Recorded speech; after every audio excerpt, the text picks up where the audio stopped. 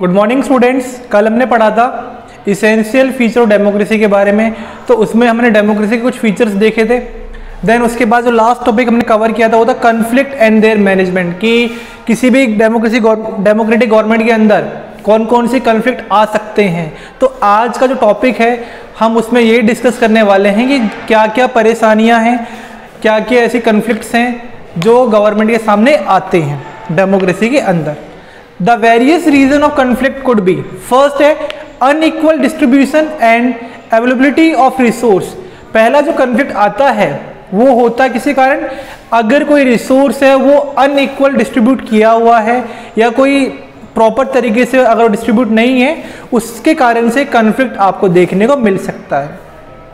This is the basic cause of conflict, यानी कोई भी कन्फ्लिक्ट अगर आता है, ठीक है, उसके पीछे जो बेसिक रीजन है वो यही होता है कि जो रिसोर्सेज हैं वो आपकी अनइक्वल तरीके से डिस्ट्रीब्यूट होती हैं।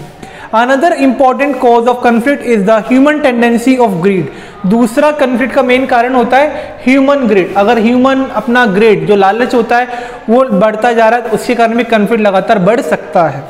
People want to take away more than what they need. यहाँ पर होता क्या है, जो नॉर्मल जो सिटीजन्स होते हैं जनरली वो जितना उनको मिलना चाहिए उससे ज़्यादा चाहते हैं, इस कारण से कन्फ्लिक्ट आपके अराइज हो जाते हैं।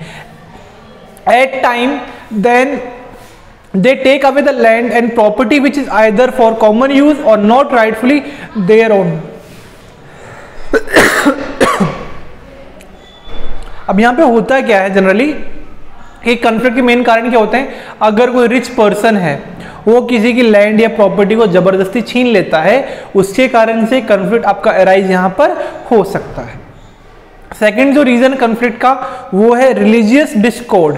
रिलीजियस डिस्कॉर्ड धर्म के कारण ये आपका कन्फ्लिक्ट आ सकता है। Sometime there are conflict between people of one religion and another. कभी कभार ये होता है कि एक धर्म के लोग दूसरे धर्म के लोग से लड़ने लग जाते हैं या उनके बीच में मतभेद होने लग जाते हैं। ये भी एक कारण है जिससे कन्फ्लिक्ट देखने को मिलता है।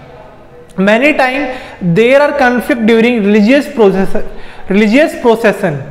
सम miscreant cause discomfort of the people, यानी कुछ ऐसी चीजें हो जाती हैं जिसके कारण से रिलीजियस डिस्कम्फर्ट देखने को मिलता है, और ये एक मेन कारण बन जाता है किसी भी डेमोक्रेटिक गवर्नमेंट के लिए कि उस कन्फ्लिक्ट को जल्दी से जल्दी सॉर्ट आउट करे।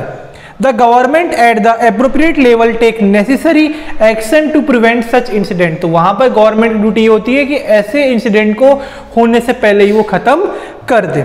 If this happen then it is responsible to bring both side. अगर ऐसी घटना हो भी जाती है तो फिर दोनों साइड्स को एक साथ लेके आना पड़ेगा और उनके बीच में नेगोशिएशन करवाना जरूरी है, नहीं तो आने वाले टाइम में वो सिचुएशन और भी ज़्यादा खराब आपकी हो सकती है। देन थर्ड पॉइंट आता है displacement due to progress. Displacement देखने को मिलता है प्रोग्रेस के कारण। The need for development require construction of dam, road, industry, building such infrastructure, need cutting down forest and removing people from where they have been living earlier. अब यहाँ पे होता है सोसाइटी को डेवलप करना है तो उसके लिए कंस्ट्रक्शन की जरूरत है, डेवलपमेंट की जरूरत होती है, तो वहां पर उसको करने के लिए कुछ यहाँ पे डैम्स बनाने के लिए, पावर प्रोजेक्ट सेटअप करने के लिए, तो कहीं पर कोई पर्सन अगर रहते हैं उनको वहां से हटाकर वहां पर जो फॉरेस्ट वगैरह कट करना पड़ता है, तो इसके कारण से भी यहाँ पर कन्फ्लिक्ट अराइज हो जाता है। तो यहाँ पर सच होता है कि generally such shifting away of people and taking away there land cause many problem for the people as their livelihood depend on the land। अब इससे होगा क्या, जो लोग वहां पर रह रहे हैं पहले से, तो उनका जो लिवलीहुड है, जो जीवन जीने का जो तरीका है वो चेंज हो जाता है क्योंकि वो उसके ऊपर डिपेंड हो जाते हैं। Due to such developmental activity they have to move to a new location. तो अब यहाँ पे डेवलपमेंट हो रहा है उस एरिया में, तो उसके लिए उनको वहां से नए एरिया में जाने के लिए मजबूर होना पड़ जाता है। Many time these distributed people, इससे होता क्या है, जब यहाँ पे जब भी कोई प्रोजेक्ट वगैरह आते हैं तो जहाँ पे जिन लोगों की ज़मीनें छीने जाती हैं तो वहाँ से वो लोग क्या हो जाते हैं, थोड़े से डिससेटिस्फाई हो जाते हैं और इसके कारण से यहाँ पर कन्फ्लिक्ट देखने को मिल सकता है। Many social activist join and support them to draw attention of the government. अब यहाँ पे होता क्या है कि कुछ यहाँ पर जो सोशलिस्ट होते हैं, जो उन लोगों के फेवर में बात करना चाहते हैं, वो उनके साथ में आते हैं गवर्नमेंट की अटेंशन पाने के लिए। तो उसके बाद में वहाँ पर उनका काम ये होता है कि उनको जो जिन लोगों की ज़मीनें गवर्नमेंट छीन रही है या फिर प्रोजेक्ट जहाँ पे बन रहा है, उनको कंपनसेशन मिलना चाहिए, ताकि वो आने वाले टाइम में उनको दिक्कत ना आए रहने में, है ना, खाने पीने में, उनकी जॉब वगैरह थोड़ी सिक्योर हो जाए। देन अगला जो फैक्टर आता हुआ है इनइक्वलिटी। इनइक्वलिटी एक बहुत मेन फैक्टर है जिसके कारण सोसाइटी के अंदर कॉन्फ्लिक्ट देखने को मिल सकता है। ठीक है, in the society at time some people continued with their traditional belief and discriminate against other on the basis of caste and gender. अब यहाँ पे होता क्या है, अब इंडिया जब फ्री हुआ उससे पहले अलग अलग कास्ट के, क्रीड के लोग एक साथ मतलब रहते तो थे, लेकिन वहाँ पर डिस्क्रिमिनेशन देखने को मिलता था। अब वहाँ पर जो ट्रेडिशनल बिलीफ है लोगों की वो चेंज नहीं हो पाती कभी कभार, जिसके कारण आने वाले टाइम में भी वो क्या करने लग जाते हैं, वो डिस्क्रिमिनेशन करने लग जाते हैं। They do not let some people to get their right to equality. अब ये करते क्या है, कुछ लोगों का जो अधिकार होता है इक्वलिटी वाला, वो उनसे छीनने लग जाते हैं। जैसे कि टेम्पल में जाने से मना कर देंगे, है ना, और विलेज से उनको बाहर निकाल देते थे इस तरह से। और यहाँ पे जनरली होता है they do not give equal status to boy and girl, और यहाँ पे बॉय और गर्ल को इक्वल स्टेटस नहीं देते हैं, जबकि गवर्नमेंट क्या कर रही है आज की डेट में कि बॉय एंड गर्ल दोनों क्या है, इक्वल है, और दोनों को ही एजुकेशन देना कंपलसरी है। ठीक है, तो they do not even give them enough food and give more to the male child. अब यहाँ पे जो डिस्क्रिमिनेशन होता है बॉय एंड गर्ल के साथ देखने को मिल सकता है। यहाँ पे बॉयज़ को जो फूड है, फूड की क्वालिटी और क्वांटिटी ज़्यादा दी जाती है, गर्ल्स को इन कंपैरिजन कम यहाँ पर देते हैं। At place the rich and poor powerful exploit the poor. और कुछ कुछ जगह पर ऐसा होता है जो रिच होते हैं वो पुअर के साथ एक्सप्लॉइटेशन करने लग जाते हैं। Such situation cause conflict with in society. इससे होगा क्या, सोसाइटी के अंदर कॉन्फ्लिक्ट की सिचुएशन सामने देखने को मिल जाती है। देन उसके बाद जो लास्ट टॉपिक है कॉन्फ्लिक्ट मैनेजमेंट के अंदर, वो है हमारा justice and equality. Another key element of democracy is the provision of equality and justice for all its citizen. अब यहाँ पे मेन बात होती है कि अगर कोई कॉन्फ्लिक्ट आ रहा है तो उसके लिए हमें क्या करना पड़ेगा, हमारी जो जुडिशरी है उसको ध्यान रखना पड़ेगा कि वो उन लोगों के साथ जस्टिस कर सके, उनको इक्वली ट्रीट कर सके। Another key element of democracy is the provision of equality and justice for all its citizen. In a democracy all are treated equally. Democracy के अंदर जितने भी सिटीजन्स हैं सबको इक्वली ट्रीट किया जाता है, वेदर दे आर रिच और पुअर, चाहे वो रिच हों या पुअर हों, चाहे वो किसी भी रिलीजियस बिलीफ को मानते हों, किसी भी कास्ट के हों, किसी भी रेस के हों, किसी भी लैंग्वेज के हों, सबको इक्वली ट्रीट करना कंपलसरी होता है। Provision to provide equality and justice to all. यहाँ पे गवर्नमेंट का ये होता है कि मतलब गवर्नमेंट ये निर्धारित करती है, फिक्स करती है कि सबको इक्वलिटी मिले, सबको जस्टिस मिले। जैसे पहले बात करते हैं एग्जांपल यहाँ पर कि if ban the practice, it ban the practice of untouchability which was social evil. 1947 से पहले अब यहाँ पे अनटचेबिलिटी चलती थी। उसमें क्या होता है, जनरली जो अपर कास्ट के पर्सन हैं वो लोअर कास्ट के पर्सन से ना तो उनके मतलब उनसे जो काम है वो ऐसे काम करवाते हैं जो अपर कास्ट के लोग खुद नहीं करना चाहते थे जनरली यहाँ पर। ठीक है, तो अनटचेबिलिटी जो है उसको सोसाइटी से खत्म करने के लिए महात्मा गांधी हैं, डॉक्टर भीमराव अंबेडकर है, इन्होंने इक्वल राइट्स के लिए आवाज उठाई और जो कॉन्स्टिट्यूशन है उसके अंदर इन्होंने मेंशन किया कि अनटचेबिलिटी इंडिया से पूरी तरह से हमें खत्म करनी है। One of the most pressing problem facing the government is the gender base in India.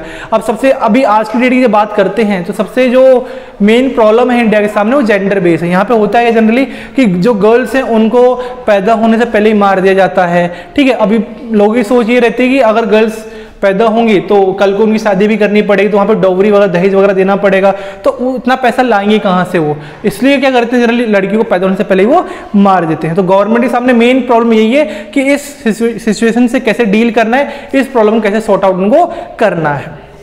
तो गवर्नमेंट ने क्या किया यहाँ पर, the government has launch several project to prevent female infanticide the killing of the baby girl. तो government ने यहाँ पे कई सारे प्रोग्राम स्टार्ट किए हैं। यहाँ पे गवर्नमेंट क्या करती है, जो लड़कियां होती हैं उनको फ्री एजुकेशन दे रही है ना, और अगर पढ़ाई लिखाई में अगर अच्छी हैं तो उनको वहाँ पे स्कॉलरशिप वगैरह दे रही है, लैपटॉप और साइकिल वगैरह, मतलब बहुत सारी फैसिलिटी गवर्नमेंट यहाँ पे प्रोवाइड कर रही है ताकि आने वाले टाइम में जो सिटीजन्स हैं वो जो ये जेंडर वाइज है इसको खत्म कर दें। देन लास्ट टॉपिक आता है आपका लेवल ऑफ कॉन्फ्लिक्ट, इसको हम अगली क्लास में कवर करेंगे।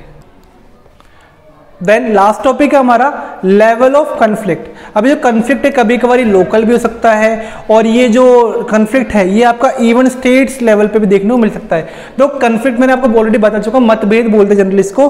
तो ये एक स्टेट के बीच में भी हो सकता है, एक रीजन के बीच में भी हो सकता है। It is a government duty to manage and control conflict. तो यहाँ पे गवर्नमेंट ड्यूटी होती है कि किस तरह से वो कन्फ्लिक्ट को मैनेज करती है। This is because it is a part of government duty to give safe and secure living environment to every citizen. क्यों ये गवर्नमेंट ड्यूटी किस लिए? क्योंकि गवर्नमेंट को सिक्योर करना पड़ेगा कि अपने हर एक सिटीजन को वो एक सेफ एंड सिक्योर एनवायरनमेंट दे सके। Depending on the level and the intensity of the conflict the various level of government take action to resolve this। अब यहाँ पे बात करते हैं जो अलग अलग इंटेंसिटी है कन्फ्लिक्ट के कारण, वो गवर्नमेंट जो है उनको सॉर्ट आउट करने के लिए अलग अलग लेवल पे डिसीजन लेती है। We the people of the country are equal participant in forming running the democratic government। अब बात करते हैं यहाँ पर हम जो कि पीपल है इस कंट्री के, इंडिया के, तो यहाँ पर हमें इक्वल पार्टिसिपेशन मिलता है कि हम गवर्नमेंट को प्रॉपर तरीके से फॉर्म कर सकते हैं, उसको रन कर सकते हैं। क्यों? क्योंकि आने वाले टाइम में वो हमारे लिए ही वर्क करने वाली है। It is our duty to ensure that the rules made by the government are followed by us। अब यहाँ पे ये भी हमारी ड्यूटी होती है, गवर्नमेंट ने अगर कुछ रूल्स बनाए हैं तो हमें उन रूल्स को फॉलो करना भी जरूरी होता है। If this does not happen all the time and resource of the government would be wasted. अगर हमने इनको फॉलो नहीं किया तो इसमें होगा क्या? जो गवर्नमेंट ने जो हमारे लिए कार्यक्रम स्टार्ट किए हैं या जो प्रोजेक्ट स्टार्ट किए हैं, जो रिसोर्स हमारे ऊपर स्टार्ट कर रही है गवर्नमेंट, वो सभी के सभी वेस्ट हो जाएंगे और the country would never progress as rapidly. और कंट्री की जो प्रोग्रेस है वो पूरी तरह से आपकी स्टॉप हो जाएगी। ठीक है, तो ये था आपका chapter number 4 essentials of democracy. Then हम इसका बुक वर्क और कॉपी वर्क स्टार्ट करेंगे।